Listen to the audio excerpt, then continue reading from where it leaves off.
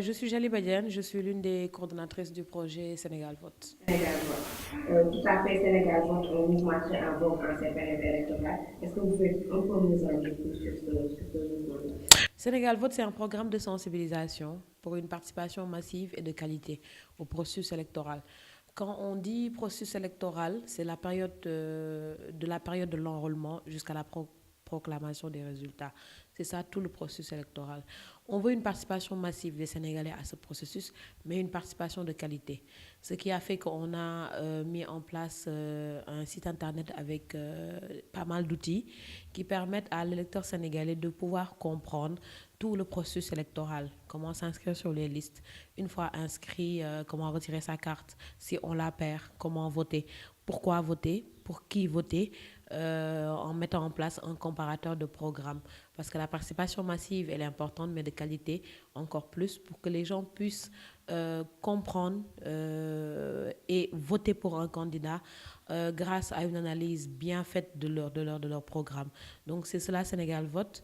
Nous avons lancé nos activités en octobre passé, mais bien avant, on avait initié avec la communauté OSM l'établissement d'une carte digitale du fichier électoral sur laquelle on a répertorié tous les centres et les bureaux de vote du pays, qui permet à chaque Sénégalais d'avoir une visibilité sur la population électorale du pays.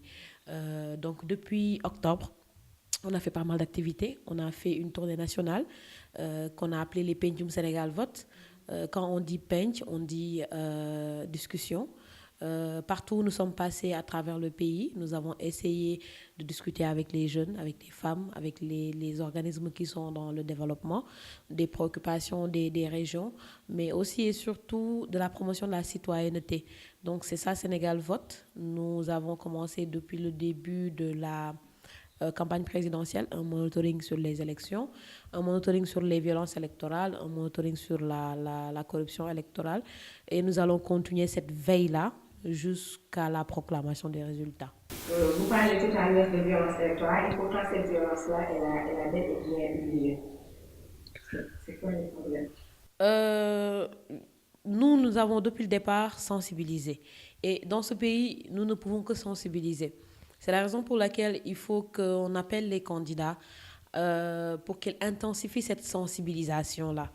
La violence ne nous sert pas, elle ne sert à aucun Sénégalais, comme on le dit depuis qu'on a commencé nos tournées et depuis qu'on est entré en contact directement avec les populations, parce que tout ce qui peut s'en résulter va nous concerner tous. Si c'est des saccages, c'est le bien public. Si c'est des morts, c'est tout le pays qui sera en deuil.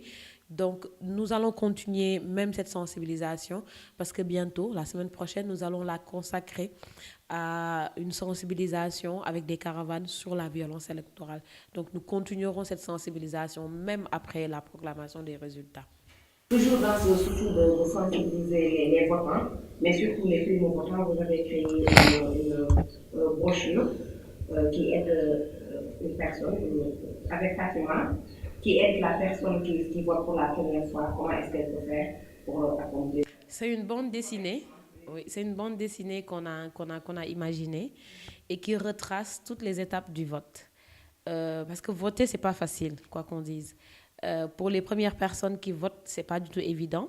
Et même pour les personnes qui ont l'habitude de voter, les mécanismes se perdent parce qu'une présidentielle, c'est tous les 5 ans, idem pour les législatives et ainsi de suite. Il y a des gens qui oublient. Il y a une nouvelle population qui arrive. Chaque joute électorale, il y a une mise à jour du fichier avec de nouveaux inscrits. Et on a trouvé pertinent de mettre ça dans une bande dessinée qui est très colorée, qui a été très suivie sur les réseaux sociaux, où une jeune fille nommée Fatima va pour la première fois accomplir son devoir citoyen. Elle va s'inscrire sur les listes électorales, elle va aller retirer sa carte, elle va aller voter.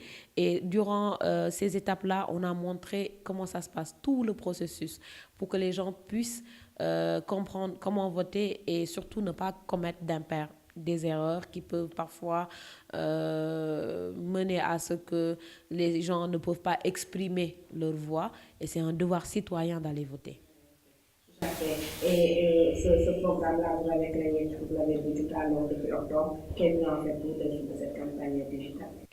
Ce sera un bilan. On n'a pas encore fait carrément une évaluation, mais à mi-parcours, on est très satisfait de ce qui a été fait depuis le mois d'octobre. C'est vrai que par rapport aux actions, on en a fait beaucoup. Et le sentiment national qu'on a eu en allant dans le nord, à Saint-Louis et toute la partie nord, en allant dans la région centre, en allant dans le sud du Sénégal, en parlant avec les populations de Bargny ou d'ailleurs, on s'est rendu compte d'une chose merveilleuse, c'est que les Sénégalais aiment voter. Maintenant, voter pour qui, pourquoi? L'important, c'est qu'on a senti ce sursaut citoyen. Les Sénégalais ont l'habitude de voter et les Sénégalais aiment voter. Il faut juste qu'on continue à cultiver cette citoyenneté, que les Sénégalais puissent encore plus prendre et donner de l'importance à cet acte citoyen qui change carrément la destinée de ce pays. Donc, ça a été un bilan, ça a été un parcours parfois difficile, parfois compliqué, avec plein d'entorses, avec parfois des désillusions, mais avec un grand succès à la fin et une grande satisfaction, que ce soit personnel pour moi-même ou bien pour les autres membres de l'équipe. Donc, c'est beaucoup de travail qui nous a pris énormément de temps, mais derrière, c'est une satisfaction collective. Jamie, vous êtes blogueuse, n'est-ce pas? Et sous débat, initié suite à un appel sur la toile et qui aura finalement lieu le jeudi prochain. À quoi devons-nous nous attendre par rapport à ce débat-là? Déjà, je salue l'initiative. Juste en premier lieu, parce que comme vous l'avez dit, je suis blogueuse. Et plus on va dans l'avenir et plus on prend en compte de l'importance des réseaux sociaux. C'est un appel lancé sur Twitter qui a permis de pouvoir regrouper ces candidats autour dans un même plateau. Et c'est extraordinaire. Autre chose, un débat comme ça ne fera qu'enrichir la démocratie sénégalaise. Je m'attends à un débat de très haut niveau parce que nous avons des candidats qui sont quand même chacun au niveau où ils se trouvent, à un certain degré d'intelligence et de cohérence. Donc, pour moi, sera épique. Un débat qui va probablement se faire sans le candidat sortant. Cela nous impactera sur le sens réel de ce débat-là. Encore une fois, je pense que c'est la démocratie sénégalaise. On vit dans une démocratie où les gens sont libres de participer ou bien de ne pas participer, de faire leurs choix qui les incombent. Donc tenir ce débat avec tous les candidats ou bien avec un absent ou deux, pour moi, c'est pas tellement ça qui est important. Ce qui est important, c'est de pouvoir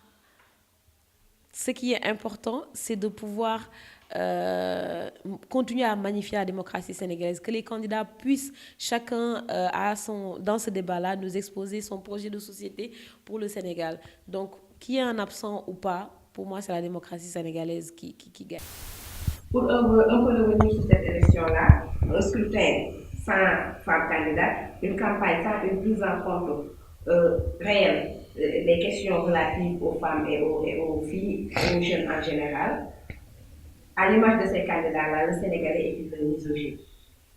Je ne dirais pas ça, même si j'ai été vraiment déçue par le fait qu'on n'ait pas de femmes candidates. Mais je me dis qu'on doit redoubler d'efforts. Ça nous montre que le leadership politique des femmes doit être encore beaucoup plus cultivé. Et pourtant, dans les partis politiques, nous sommes les plus nombreuses. Et pourtant, dans les partis politiques, on mobilise. C'est les femmes qui mobilisent dans les partis et même dans les instances de décision. Je pense que c'est un problème de leadership féminin. Il faut qu'on cultive ce leadership-là chez les jeunes pour qu'elles puissent prendre la relève et que derrière, les populations puissent leur faire confiance. Ça, c'est un autre débat. J'en reviens aux candidats avec leur campagne. Je ne dirais pas que les questions des femmes et des jeunes filles n'ont pas été prises en charge. J'ai lu tous les programmes des candidats. Et pendant la campagne, je veux dire. Oui, pour moi personnellement, la campagne, je ne dirais pas qu'elle n'est pas importante. Moi, je préfère toujours me fier au programme. Parce que la campagne, c'est l'effet événementiel, c'est l'effet buzz, c'est l'effet déclaration, c'est l'effet qui parlera le mieux, qui sortira le punchline qui va le plus marquer. Moi, je me suis basée sur les programmes. Et je me rends compte que même si ils auraient pu tous faire beaucoup mieux, mais quand même certaines questions ont été prises en compte dans des programmes. Je ne le citerai pas, je ne citerai pas de programme. Je vais juste demander aux électeurs d'aller sur senegalvote.com. On a mis un comparateur de programmes où chacun peut voir tel ou tel candidat, les déclarations, les propositions qu'il a faites pour telle ou telle thématique. Mais j'ai été agréablement surprise par certaines propositions et par certaines prises de décision pour tel ou tel candidat. Même pour moi, je me dis qu'il y a beaucoup de choses qui restent. Aider les femmes, promouvoir les femmes, ne se limite pas à leur accorder des financements. Et ça a été unanime dans tous les programmes. Ils nous ont tous parlé de financement de femmes. Non. Lutter contre les inégalités, ce n'est pas donner de l'argent aux femmes. Faire la promotion du leadership féminin, ce n'est pas donner des financements aux femmes. L'autonomie, elle est bien, mais l'autonomie passe par l'éducation. L'autonomie passe par la santé, passe par la bonne gouvernance. Pour qu'une femme soit indépendante et autonome, faisons en sorte qu'elle aille à l'école, qu'elle y reste le plus longtemps possible et qu'au sortir de cette école-là, qu'elle ait la possibilité de travailler et de prouver ses compétences. C'est beaucoup mieux que de rassembler des femmes en association ou autre chose, après 30 ans, de trouver un financement éphémère et parfois même on sait comment ça se passe, c'est très partisan. Il faut que les hommes et les femmes de ce pays commencent à comprendre que aider les femmes ne se limite pas à leur trouver des financements. Tout à fait. Pour en revenir au sous-débat, pour vous, quelles seront les potentielles interpellations sur lesquelles les 4 candidats vont être interrogés par rapport à ces questions-là relatives aux femmes et aux hommes? Je pense que les interpellations déjà devraient venir de nous. Ce jour-là, je m'attends à un vrai débat de qualité sur les réseaux sociaux. On les interpellera sur les questions de santé, les questions d'éducation. Les questions de santé concernent beaucoup les femmes parce que les femmes accouchent. La mortalité maternelle est encore là au Sénégal. La prise en charge, que ce soit des cancers du sein ou autre chose, concerne beaucoup de femmes. Il faudra que ces candidats-là puissent nous dire qu'est-ce qu'ils vont faire pour régler ce genre de problème. À part la santé, il y a l'éducation.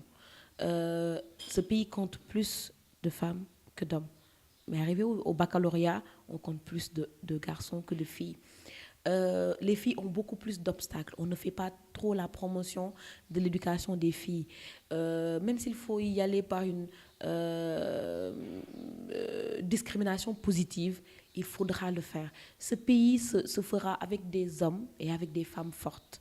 Il faudra interpeller les candidats sur l'éducation, sur la santé, sur l'entrepreneuriat aussi, sur la bonne gouvernance, sur la politique, sur la justice et sur la société en tant que telle. Parce que la femme sénégalaise et africaine en général est un peu le socle des familles. Si on fait en sorte que les femmes s'épanouissent, on fera en sorte que toutes les familles s'épanouissent. Donc moi, personnellement, je ne manquerai pas de les interpeller personnellement sur ces questions-là. Et sur ces questions-là, on veut des réponses précises. On a un code de la famille qui est obsolète. On a des difficultés. Les femmes gagnent moins d'argent. À égal diplôme, égal poste. Ce n'est pas juste. Une femme qui meurt, ses ayants droit ne peuvent pas hériter d'elle. Ce n'est pas normal. Le code de la famille sénégalaise sur les gardes, la puissance paternelle, c'est oppressant pour des milliers et des millions de femmes qui prennent en charge leur famille. Il faut que ces candidats-là puissent nous dire concrètement qu'est-ce qu'ils comptent faire sur ces points. Parce que c'est des entraves. Le divorce sénégalais, c'est une calamité dans ce pays. Un homme qui divorce maintenant, il se ramènerait demain.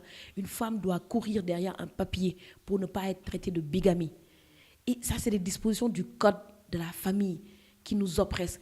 Et pour moi, c'est le vrai combat des femmes. Malheureusement aussi, il faut qu'on se le dise, les femmes sont toujours dans des combats d'arrière-garde. Les vrais problèmes, on n'en parle pas. Et c'est des lois qui nous oppressent. Je suis allée au bureau des passeports.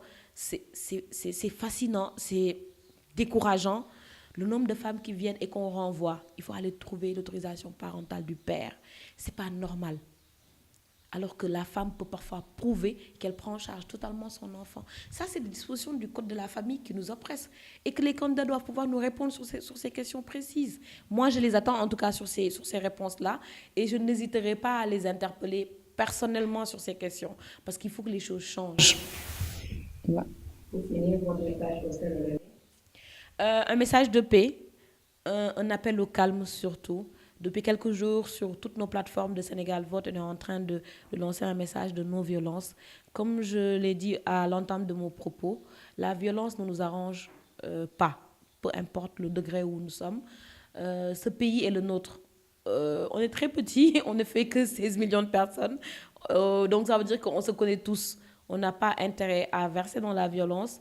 Ça nous déstabilisera plus. Et le Sénégal est un modèle de démocratie en Afrique de l'Ouest. On doit pouvoir garder ce cap et ce titre-là. Donc c'est un appel au calme pour que les gens puissent, le 25 février, aller travailler. C'est surtout ça qui est important. Aller voter le 24, mais le 25, il faut que ce pays-là marche. La vie du Sénégal ne s'arrête pas au 24 février. Donc que les gens calment leurs ardeurs, partout où ils se trouvent, sur les réseaux sociaux ou ailleurs, et qu'on essaie, on peut être divergent d'avis, mais on essaie de continuer à vivre en tant que Sénégalais. Nous sommes des frères et des sœurs, nous avons des parents partout, et un malheur qui touche une maison touchera 100 000 autres maisons. C'est un appel à la non-violence en tout cas, et que le 25 février, Inch'Allah, que nous puissions nous tous retourner dans nos bureaux.